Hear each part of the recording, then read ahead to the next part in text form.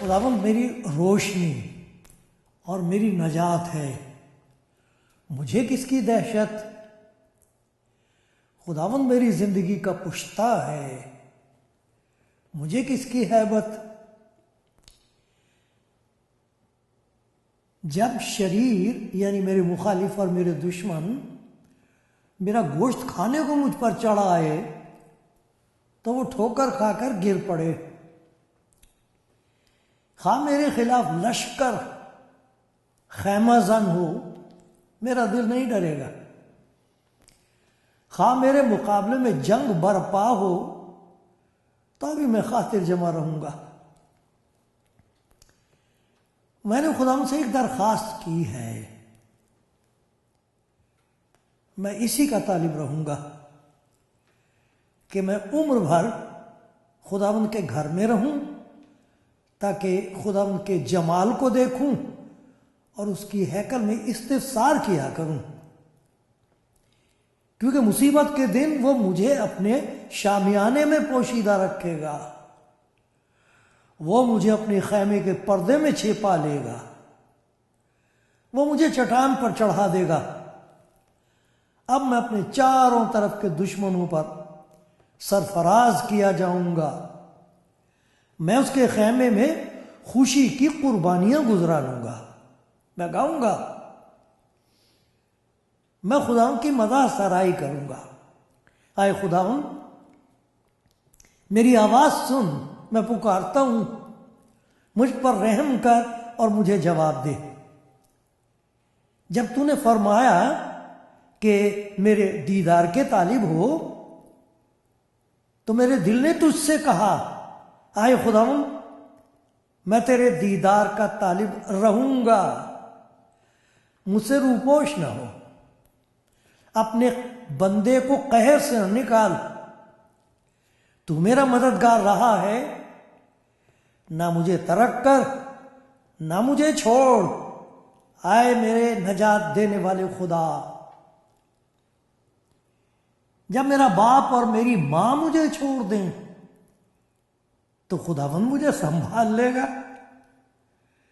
हाय खुदावंद मुझे अपनी राह बता और मेरे दुश्मनों के सबब से मुझे हमवार रास्ते पर चला। मुझे मेरे मुखालिफों की मर्जी पर ना छोड़, क्योंकि झूठे गवाह और बेरहमी से फुंकारने वाले मेरे खिलाफ उठे हैं। अगर मुझे यकीन ना होता कि जिंदों की जमीन में खुदावंद के एहसान को देखूंगा तो मुझे गश आ जाता। खुदावंद की आस रख, मजबूत हो, तेरा दिल कवी हो। हाँ खुदावंद ही की आस रख।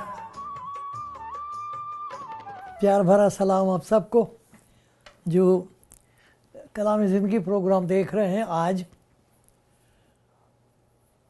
और आप में से बहुत से हैं जो काफ़ी देर से इस प्रोग्राम को देखते हैं और खुदावंद आपको बरकत देता रहा है, आज भी देगा। शुक्रगुज़ार हूँ आप सबकी दुआओं के लिए, आपकी मोहब्बतों के लिए, और जो कुछ आपके कमेंट्स में लिखा होता है उससे मेरी हिम्मत अफजाई होती रही है। आज खुदा के हुजूर से जो कलाम मुझे बख्शा गया है, खुदा पे भरोसा करके पाक रूह की मदद से उसे आपकी नज़र करता हूँ, इस उम्मीद और यकीन के साथ कि सुनने वालों की हिम्मत अफजाई होगी, हिम्मत बढ़ेगी, ईमान मजबूत होगा, उठ खड़े होंगे और कहेंगे खुदावन ने मुझे पता से भी बढ़कर गलबा बख्श दिया। ऐसा ही होगा ज़रूर होगा।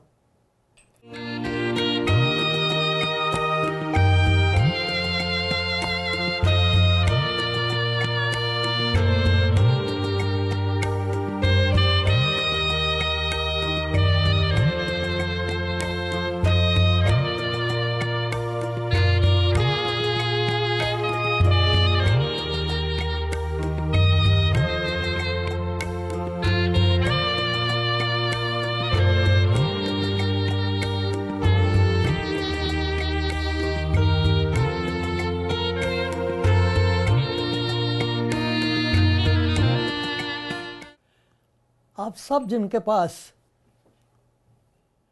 खुदा का कलाम है, बाइबल है, मैं विनती करूंगा, दरख्वास्त करूंगा कि आप ये ज़बूर खुद पढ़िए जो मैंने आपके सामने पढ़ा, ज़बूर 27। मुझे मालूम है बहुत लोग हैं दुनिया में, ज़्यादातर, जो बहुत दुखों और मुसीबतों में से इसलिए गुज़र रहे हैं क्योंकि उन्होंने ये फ़ैसला किया है कि हम उस रास्ते पर चलेंगे जो खुदा ने हमारे लिए कायम किया है, खुदावंद यीशु मसीह में। उन्होंने ये फ़ैसला कर लिया है कि हम खुदावंद यीशु मसीह की पैरवी करेंगे, और वो ये कहते हैं कि खुदावंद मेरा चौपान है, मैं उसी के पीछे चलूँगा चाहे कुछ भी हो। यीशु के पीछे मैं चलने लगा, ना लौटूंगा, ना लौटूंगा। ये 2000 बरस से ईमानदारों की ज़िंदगी का तजुर्बा है। वो 11 रसूल थे, खुदा यीशु मसीह के एक और शामिल किया गया था, लेकिन वो ना खानदान पढ़े लिखे नहीं थे, समाज में उनका बहुत कोई ऊंचा दर्जा नहीं था, वो दौलतमंद लोग नहीं थे, कोई इख्तियार वाले लोग नहीं थे, मामूली लोग थे। और जब उन्होंने ये एक अजीब सी खबर सारी दुनिया में फैलाने की कोशिश की, क्योंकि यरूशलेम से लेकर दुनिया की इंतहा तक उन्होंने ये पैगाम पहुंचाया कि खुदा अपनी मोहब्बत की खूबी हम पर इस तरह जाहिर करता है कि जब हम गुनाहगार ही थे तो मसीह हमारी खातिर मुआ, वो आप हमारे गुनाहों को अपने ऊपर लिए हुए सलीब पर चढ़ गया, और फिर अपने कहने के मुताबिक वो तीसरे दिन मुर्दों में से जी उठा, वो जिंदा है, हमारी शफाअत के लिए हमेशा जिंदा है, हमारी मदद के लिए हमेशा जिंदा है। कोई ज़रूरत नहीं कि हम अपने आप को दुख दें, नाउमीदी का शिकार रहें, और हमारा गुनाह हमें जलील करता रहे, इसकी कोई ज़रूरत नहीं है। उन्होंने ये पैगाम देना शुरू किया, और उसी वक्त से उनके लिए जीना महल कर दिया गया। मुसीबतों के पहाड़ टूट पड़े उन पर। मैं बात कर रहा हूँ 2000 साल पहले की, उससे भी कुछ ज़्यादा पहले की। लेकिन वजह क्या है कि इस किस्म के दुख, अगर आप चर्च की हिस्ट्री को पढ़ें तो आप हैरान होंगे। कभी भी ऐसा वक्त नहीं है कि किसी ईमानदार ने मसीह के पीछे चलने का फ़ैसला किया हुआ और उसे कोई तकलीफ़ नहीं है, कोई परेशानी नहीं है, कोई मुखालफत नहीं है, सारी बुरी बातों को छोड़ के वो यीशु मसीह के पीछे आ जाता है, अपने आप को उसके हवाले कर देता है, उसकी ज़िंदगी बदलनी शुरू हो जाती, तो कुछ नहीं होता। अरे भाई, जो कुछ होता है वो बहुत हौलनाक है, आसान नहीं है। लेकिन सवाल ये है कि उस वक्त से लेकर आज तक ये जो ईज़ा रसानी दुख है, परेशानी है, सख्त मुसीबत है, धमकियां है, मौत है, आग में जला दिए जाए हैं, जिंदा जानवरों के सामने फेंके गए हैं, दबो के मार दिए गए हैं, वो हट क्यों नहीं जाते इस रास्ते से? इनकार क्यों नहीं कर देते? छोड़ो परे इतनी मुसीबत, आखिर वो क्या चीज़ है, क्या ताकत है? इस किस्म के हौलनाक सलूक उनके साथ किए जाते हैं और हो रहे हैं, और बढ़ जाएंगे ये।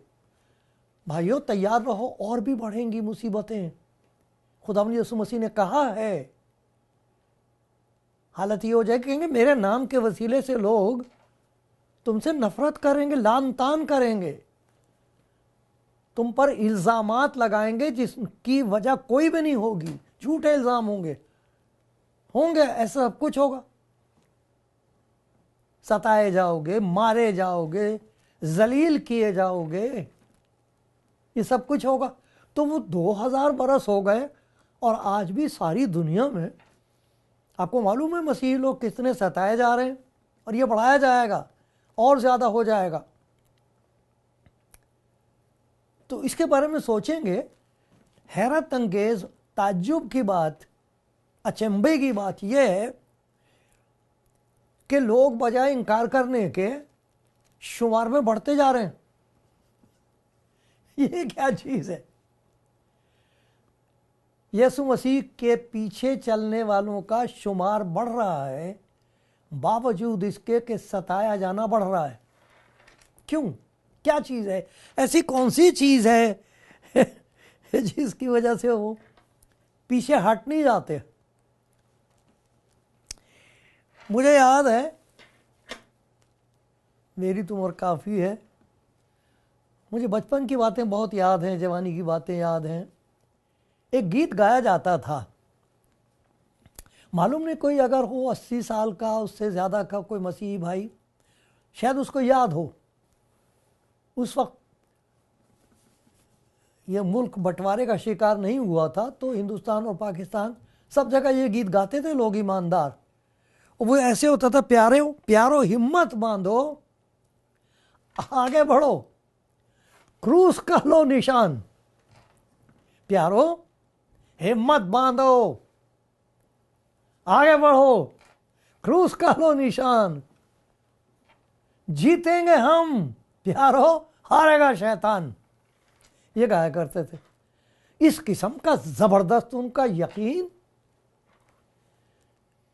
ऐसा तवक्कुल, ऐसा भरोसा खुदा पे कि चले जा रहे हैं, कोई चीज़ हमें रोक नहीं सकती। क्यों?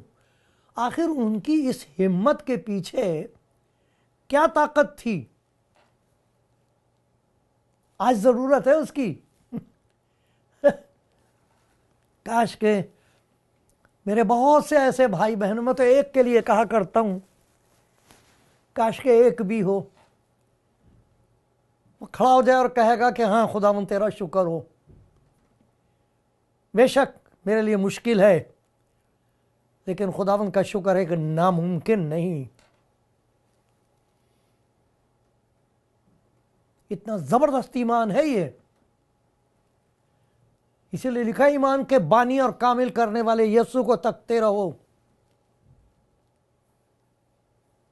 वो गलबा जिससे दुनिया मगलूब है, हुई है, तुमने जीत लिया है। वो गलबा, वो फतह जिससे दुनिया मगलूब है, वो तुम्हारा ईमान है। ये इतना ज़बरदस्त ईमान यीशु मसीह पर। क्या सबब है? क्या चीज़ है? क्या वजह है? आप में से बहुत से सुनने के बाद कहेंगे कि ये तो कुछ भी नहीं कहा। बेशक आप सही कह रहे हैं, मेरा बर्तन बहुत छोटा है, थोड़ा है, लेकिन खुदा के हुक्म के मुताबिक उसी को आपकी नज़र करता हूँ कि हिम्मत बढ़ जाए, जी छूट ना जाए, घबरा ना जाए। मेरे ईमानदार भाइयों और बहनों, मैं हैरान होता हूं इस वक्त सुन सुन के गवाहियां, और उन प्यारी बहनों को देखकर, उनके चेहरे को मैं देखता हूं, हम कहता है प्यारे कितनी प्यारी बहन है ये, इस कदर तेरे पाकरू से मामूर है, क्या ताकत तूने इसको दी है, इतनी दलेरी के साथ तेरा कलाम सुना रही है मेरी प्यारी बेटी, मेरी प्यारी बहन, मेरे प्यारे भाई।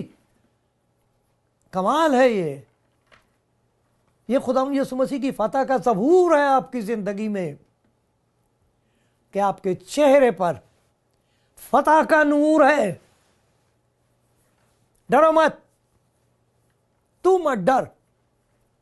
ऐसी प्यारी प्यारी बातें खुदा के कलाम में, क्या क्या याद दिलाऊंगा आपको। कुछ बातों का जिक्र करूंगा जो मेरे जहन में खुदावन ने डाली हैं कि ये सबब हो सकता है, और मेरे ईमान के मुताबिक ये सबब है कि ईमानदार इस दुनिया में दुख उठाते हैं, शहादत का जाम, मौत का प्याला पीने को तैयार हैं, खुशी से, किसी के लिए नफरत नहीं दिल में, दुआएं देते हुए मौत का प्याला पीते हैं। ये दुआ करते हुए कहे खुदावंद मेरे इस भाई को तू बरकत दे, माफ कर दे, ये नहीं जानता कि क्या कर रहा है ये। जैसे खुदावंद यीशु मसीह ने कहा था बाप इन्हें माफ कर क्योंकि ये नहीं जानते, ये इनकी नादानी है। इस तरह जा रहे हैं इस दुनिया से, क्यों, क्या बात है?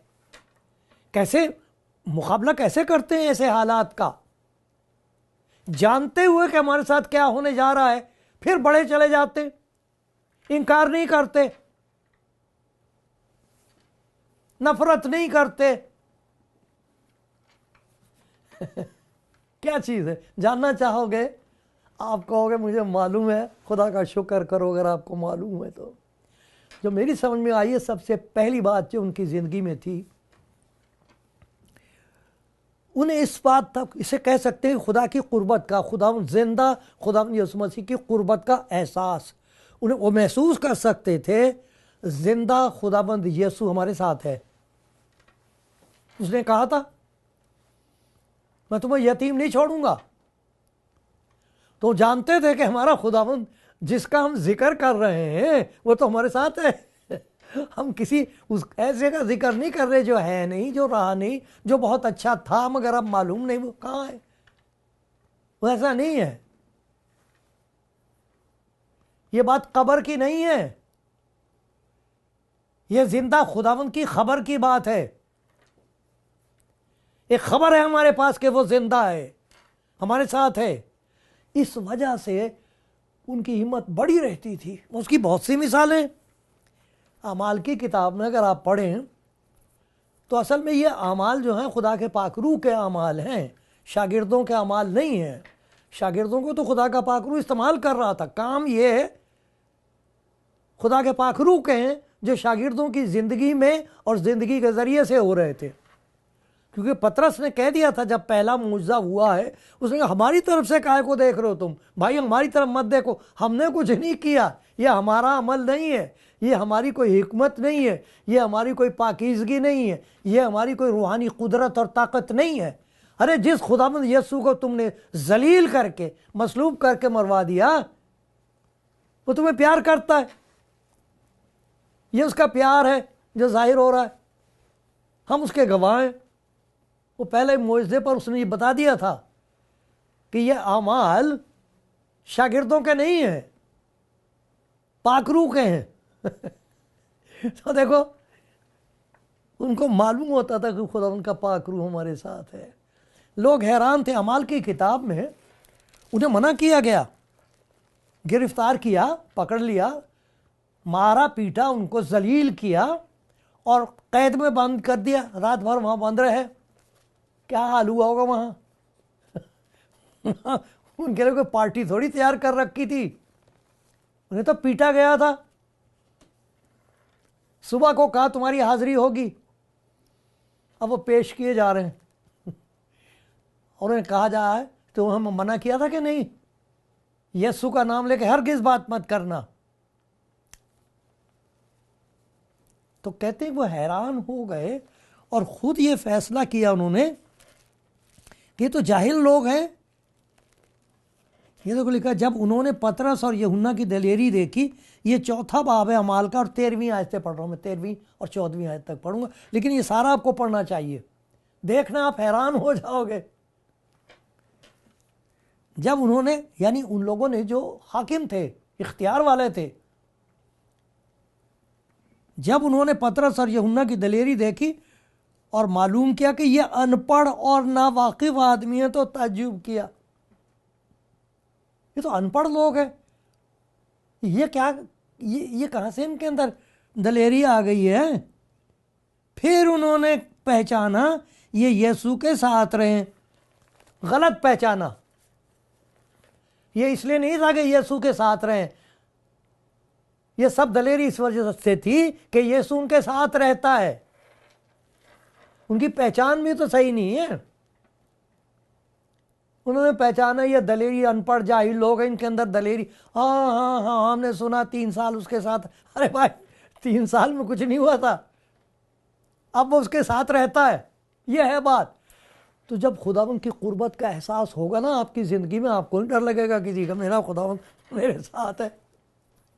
कहानी याद है आपको पुराने नामे में जाति जूलियत की? बहुत जय्यद किस्म का आदमी, बहुत बड़ा आदमी, उसको तो हथियार कोई नहीं उठा सकता था, उससे तो कांप रहे थे बादशाह, यहूदियों का बादशाह उन दिनों में कांप रहा है, डर के मारे तंबू में छिपा हुआ है, फौज के लोग दबे खड़े हैं तो कोई देख ना ले हमें, छुपे हुए हैं। वहां एक लड़का निकल आया दाऊद, छोटे से कद का, वैसे भी पस्ता कद था कहते हैं, और वो इतना लंबा चौड़ा आदमी। दाऊद उसे डांट रहा है, धमका रहा है। वजह क्या थी? इतनी हिम्मत। और वो कह रहा है ये कुत्ता कहाँ से आ गया, उसे कुत्ता बता रहा है उसे, और उसे ये नहीं मालूम इसके हाथ कौन है।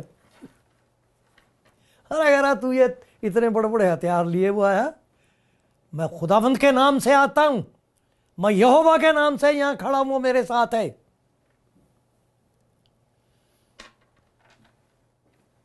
वो थोड़ी देर के लिए वो इतना बड़ा दलेरा आदमी दिखाई दे रहा था, उसके बाद वो गायब वो कर दिया, खत्म हो गया, वो जाता रहा। इसी तरीके से ईमानदारों के सामने बड़ी बड़ी मुसीबतें, बड़ी बड़ी धमकियां होती हैं, और वो कहते हैं खुदावंद यीशु मसीह के नाम से मैं आगे बढ़ूंगा। जो तुम्हें करना करो, लेकिन तुम मेरी जबान बंद नहीं कर सकते। यह खुदा का कलाम है, यह तमाम दुनिया के लिए खुशखबरी है, लोगों को इसकी ज़रूरत है। हम में खुदा का पाक रूह है, वो हमारे साथ है। कौन है जो हमको खामोश? हो नहीं सकता कि जो कुछ हमने देखा और सुना है वो ना कहे। उनकी दलेरी का सबब, हिम्मत का सबब खुदावंद की हुजूरी का एहसास। दूसरी बात यह है कि उन्हें खुदावंद की मोहब्बत पर इतना ज़बरदस्त तवक्कुल और भरोसा है कि वो कहते हैं कि खुदावंद हमको प्यार करने वाला, तुम नफरत करते हो करो, हम फिर भी तुम्हें प्यार करेंगे, हम फिर भी तुम्हें दुआएं देंगे। वजह उसकी यह है कि जो मोहब्बत रूहुल कुद्स के वसीले से हमारे दिलों में खुदा के लिए डाल दी गई है, खुदा की पाकीज़गी के लिए, खुदा की सच्चाई के लिए, खुदा की मार्फत और पहचान के लिए, खुदा की ताबेदारी के लिए, उसका हुक्म मानने के लिए जो मोहब्बत हमारे अंदर पैदा हो गई है, भाई उससे कोई हमको जुदा नहीं कर सकता। आप कहोगे कहीं लिखा है? हाँ, ये देखो रूमियों का ख़त है, उसमें लिखा, बहुत प्यारा ख़त है ये, आप खुद ही पढ़िए इसे, 8वां बाब है। हम इन बातों की बाबत क्या कहें, हम तो है ही जाहिल लोग, अब मेरे पास तो कहाँ इतनी अकल भाई बहन, मेरे पास कोई अकल नहीं है। मैं तो खुदा का कलाम पढ़ के सुनाता हूँ आपको। खुदा का शुक्र करो अगर उसने आपको समझ बख्शी है, हिकमत बख्शी है। ये लिखा है, हम इन बातों की बाबत क्या कहें, अगर खुदा हमारी तरफ है तो कौन हमारा मुखालिफ। जिसने अपने बेटे ही को हमसे दरेग ना किया और हम सब की खातिर उसे हवाले कर दिया, वो उसके साथ और सब चीज़ें भी हमें किस तरह ना बख्शेगा। अरे सब कुछ बख्शेगा वो। तुम क्या दे दोगे या क्या ले लोगे हमसे, क्या छीन लोगे, क्या दे दोगे? खुदा के बरगुज़ीदों पर कौन नालिश करेगा? खुदावंद वो है जो उनको रास्त बाज ठहराता। कौन है जो मुजरिम ठहराएगा? मसीह यीशु वो है जो मर गया, बल्कि मुर्दों में से जी भी उठा और खुदा की दहनी तरफ हमारी शिफात भी करता है। कौन हमको मसीह की मोहब्बत से जुदा करेगा? ये उसकी कुर्बत है और ये उसकी मोहब्बत है जिसकी वजह से हम खामोश नहीं किए जा सकते। कौन हमको मसीह की मोहब्बत से जुदा करेगा? मुसीबत या तंगी या जुल्म या काल या नंगापन या खतरा या तलवार? चुनाचे लिखा, हम तेरी खातिर दिन भर जान से मारे जाते हैं, हम तो ज़िबा होने वाली भेड़ों के बराबर हैं, मगर उन सब हालतों में उसके वसीले से जिसने हमसे मोहब्बत की, हमको फतह से भी बढ़कर गलबा हासिल होता है उसकी मोहब्बत की वजह से। कलीसिया फतहमंद है, कलीसिया फतहमंद रही है, कलीसिया फतहमंद रहेगी। जुल्म करने के लिए नहीं, सताने के लिए नहीं, खुदा उनकी मोहब्बत का इजहार करने के लिए, खुदा की मोहब्बत का ऐलान करने के लिए फतहमंद है। खुदा की जो मोहब्बत हमारे यीशु मसीह में, उससे हमको ना मौत जुदा कर सकेगी, न जिंदगी, न फरिश्ते, न हुकूमतें, न हाल की, न इस्तकबाल की चीजें, न कुदरत, न बुलंदी, न पस्ती, न कोई और मखलूक। क्या था भेद? खुदावंद की कुर्बत वो हमारे साथ है। खुदा की मोहब्बत, खुदावंद की मोहब्बत जो यीशु मसीह में है, कोई हमको उससे जुदा नहीं कर सकता। सता लो, हम उसकी सिताइश करेंगे, आपकी सिफारिश करेंगे, आपके लिए दुआ मांगेंगे। ये किस किस्म की जिंदगी भाई? ये कैसी जिंदगी है? हैरान कुन है। आपके पास है ये जिंदगी, आपको बख्शी है, शुक्र करो, इसका जिक्र करो और हलीमी और फिरोतनी के साथ इस पर फख्र करो खुदावंद के हुजूर। और देखेंगे और क्या वजह क्या है और क्या भेद है। देखते रहिए।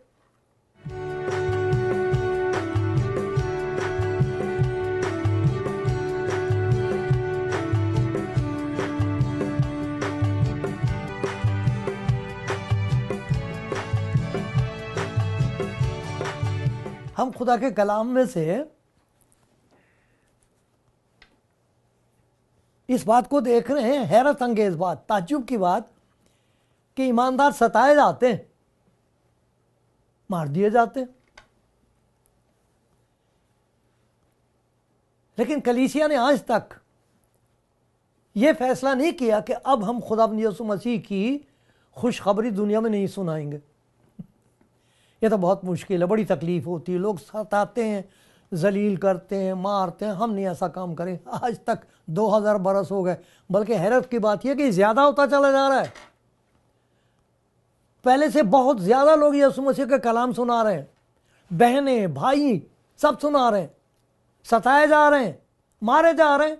क्या वजह है? तो हमने अब तक दो बातें देखी। सबसे पहली वजह यह है कि उनको इस बात का यकीन है कि वो खुदावंद जिंदा खुदावंद हमारे साथ है।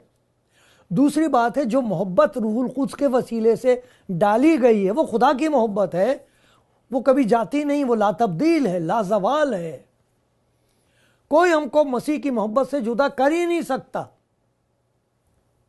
तीसरी बात जिसका मैं आपको याद दिलाना चाहता हूं ताकि मैं और आप मिलकर उसका शुक्र करें, वो है खुदा के पाक रूह की मदद। जहां खुदावंद की कुर्बत है, जहां खुदा की वो अजीब मोहब्बत है जो बयान से बाहर है। तीसरी बात यह है कि खुदा के पाक रूह की मदद है, वो कुव्वत बख्शता है, ईमानदारों के साथ है। खुदावंद ने कहा था मैं तुमको यतीम नहीं छोड़ूंगा, मेरा रूह तुम्हारे अंदर रहेगा जो तुम्हें कुव्वत देगा। जब रूहुल कुद्स तुम पर नाजिल होगा तब तुम कुव्वत पाओगे। आलम बाला से तुमको कुव्वत का लिबास बख्शा जाएगा और उस ताकत की वजह से रूहुल कुद्स वो काम करता है जो हम नहीं कर सकते। लिखा हुआ इसी तरह रूह भी हमारी कमज़ोरी में हमारी मदद करता है। जिस तौर से हमको दुआ करना चाहिए हम नहीं जानते, रूह खुद हमारी ऐसी आहें भर भर कर हमारी शिफात करता है जिनका बयान नहीं हो सकता। खुदा के बंदे इकट्ठे हो जाते हैं और खुदा के पाक रूह से कहते हैं पाक रूह हमारी मदद कर। डर लग रहा है, घबराहट हो रही है, मालूम नहीं क्या कहें।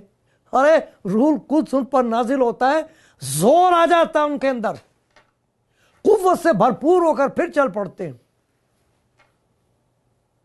यह है वो हमारी कुव्वत का भेद। और फिर आखिरी बात यह है कि हम एक दूसरे की रिफाकत के मोहताज होते हैं। ईमानदारों की रिफाकत बहुत ज़बरदस्त चीज़ है। एक दूसरे के लिए हम दुआ कर सकते हैं, एक दूसरे की हिम्मत अफजाई कर सकते हैं। मुझे यकीन है, खुदा के हुजूर फरियाद है कि जो कुछ आपके हुजूर पेश किया गया, याद दिलाया गया, उसके वसीले से आपकी हिम्मत बढ़ जाए और आप कह सको खुदावंद का शुक्र वो मेरे साथ है, खुदावंद का शुक्र है कोई चीज़ मुझे उसकी मोहब्बत से जुदा नहीं कर सकती, खुदावंद का शुक्र उसका पाकरू मेरा मददगार है, खुदावंद का शुक्र उस सारे ईमानदार भाई बहनों के लिए। आमीन।